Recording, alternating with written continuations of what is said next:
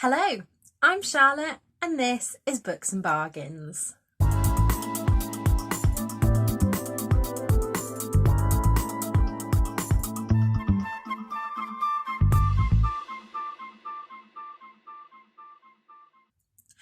Today I'm coming to you with a video in the series of books that I'm excited to be released this month. So this is kind of my dream list that if I had unlimited money and unlimited time to read, these are the books that I would be buying this month.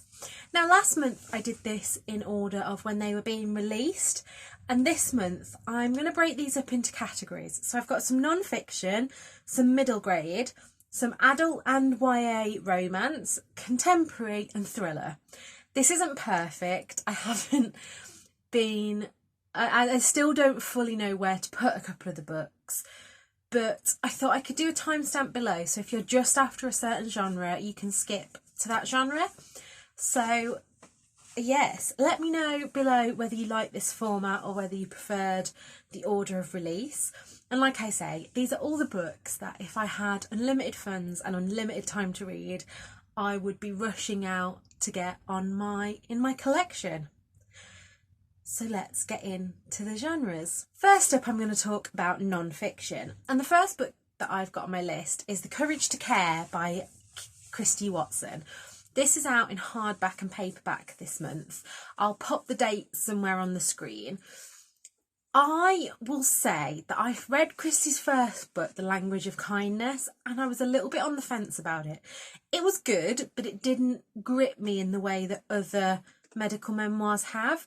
However, The Courage to Care, I was really lucky to receive an ARC for, and I'm about halfway through it, and I'm really enjoying this one. This is her best work, I think, so I would definitely recommend that one. The next non-fiction book I'm looking forward to is Body Talk, 37 Voices Explore Our Radical Anatomy. This is a collection of essays, stories, poetry and diagrams from various different authors. I'm really obsessed with anything to do with the body and body image, and this is set to take on subjects such as eating disorders and cancer, to its models, writers, musicians, just everybody talking about bodies and what makes each body unique and different. So that sounds really interesting. The next book is The Food Mood Connection by Dr. Uma Naidu. I am really starting to do some research into what foods can help with depression and what hinder depression. I need to sort my diet out, and this is not a weight loss thing at all. This is just that I need to be fueling my body well to get through what has been the worst dip I've ever had, I think. So that's all I can really say about that one. The next book is Dear Life, A Doctor's Story of Love, Loss and Consolidation by Rachel Clark. This is another one that's out in paperback this month, and I'm a bit of a sucker for medical memoir. I think it's the fact that I work in the NHS and I'm very proud of the NHS, so I like supporting doctors that tell their stories. I might write my own one day, who knows? And the last two non-fiction books are kind of related. Firstly, there is Resist, 40 Profiles of Ordinary People Who Rose Up Against Injustice by Veronica Chambers.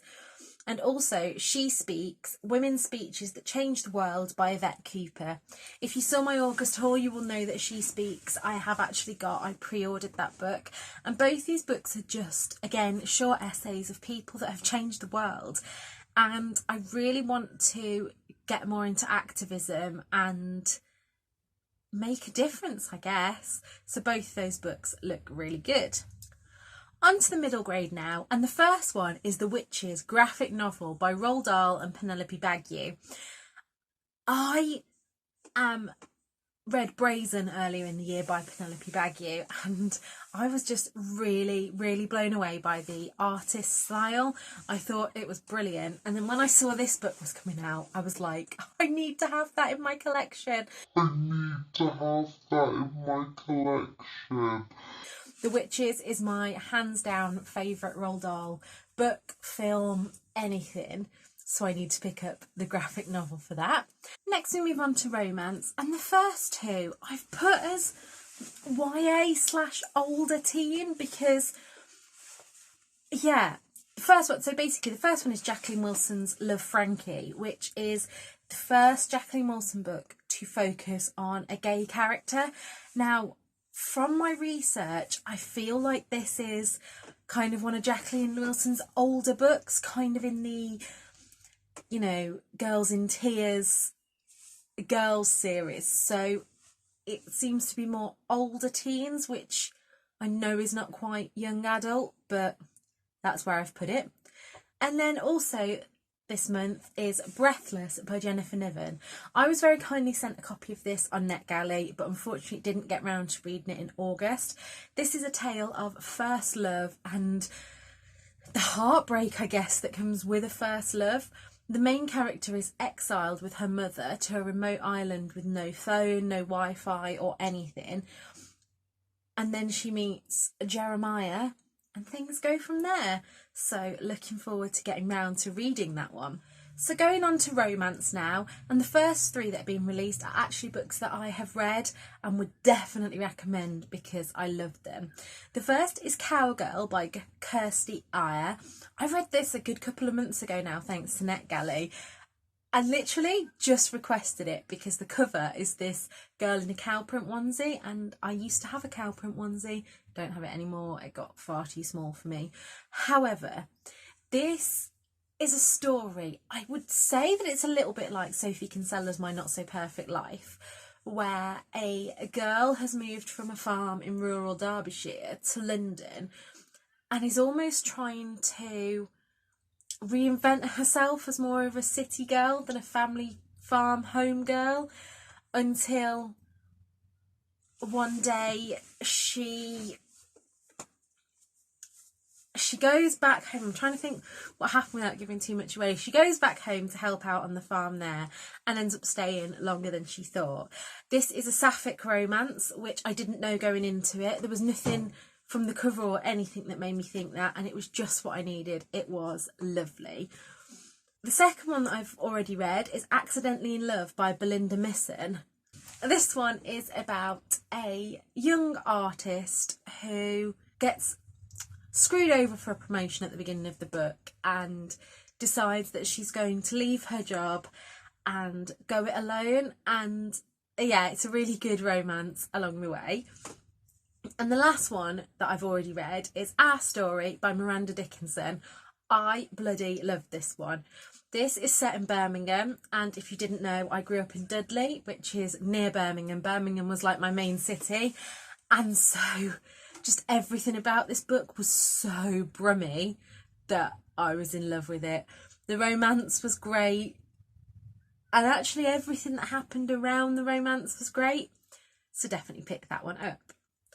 A strange one for me to recommend in this book is a book that I DNF'd. However, the reason that I DNF'd this book is because it has major content warnings for dealing with endometriosis and infertility.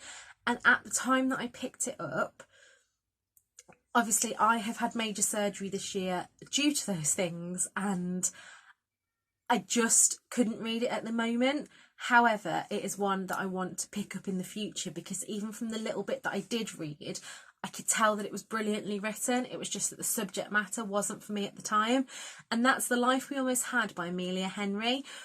It starts at the beginning with her writing a letter to, I think, her first love. And then as the book goes in, I think we're going to unwind what went wrong and why they didn't stay together. And like I say, I am going to read that when I'm in a mentally better place. There is no shame with putting a book down if mentally the subject matter is not what you can cope with at a time. So that is that. The next 2 books are both contemporary and are both books that I have received.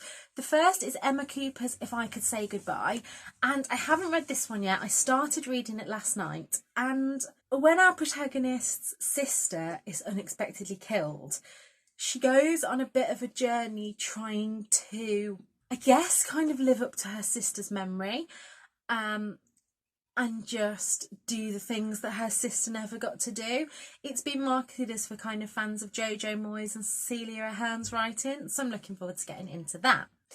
And then B.A. Paris, The Dilemma, is finally being released in paperback this month.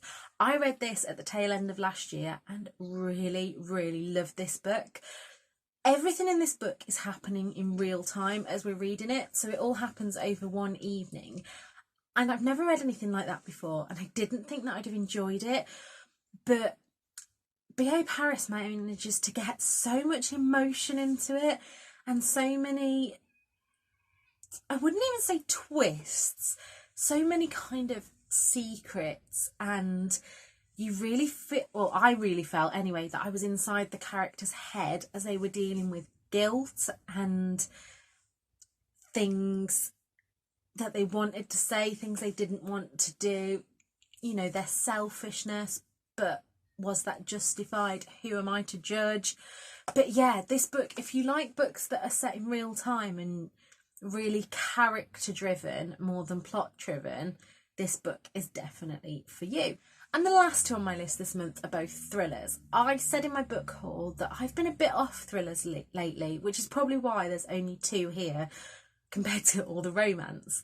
However, the first is The Tenant by Catherine Engbert, and I have a copy of this on NetGalley. Again, didn't get around to reading it this month, and it just looked creepy. Can I say that about thrillers, that they just look creepy? Yeah, that's what I'm going to say. It just looked creepy. And the last one is 6 Wicked Reasons by Jo Spain. The cover stood out to me on this one, and I don't know why, because it's quite a plain cover, but it says that it's perfect for fans of Liane Moriarty, and I do love a Liane Moriarty book. A 21-year-old Adam vanished and without a trace and was presumed dead. 10 years later, he turns up at the family home and brings with him more questions than answers, and the past is a tangled web of deceit. I like these kind of books that are realistic but have all these little threads that take you off on a journey. I don't know what I'm doing with my hands, but that is that. I do apologise if this video, like my last one, has seemed a little bit rushed.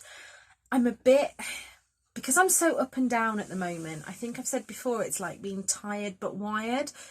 So when I film these videos, I do it when I have a burst of energy, and then I probably go and have a nap before I edit them. But I hope you've enjoyed that. Please let me know what format you like. And actually, if you do enjoy these videos, I would love it if you would give me a like and a subscribe below. I like researching these, and I just hope that you guys enjoy them. Let me know if you're going to pick up any of these books. There will be a list below to my Amazon Associates account, where if you do pre-order any of these books through that link, it doesn't cost you a single penny more, but it makes me a slight little bit of money, which I would probably spend on books. But until next time, look after yourselves. Bye!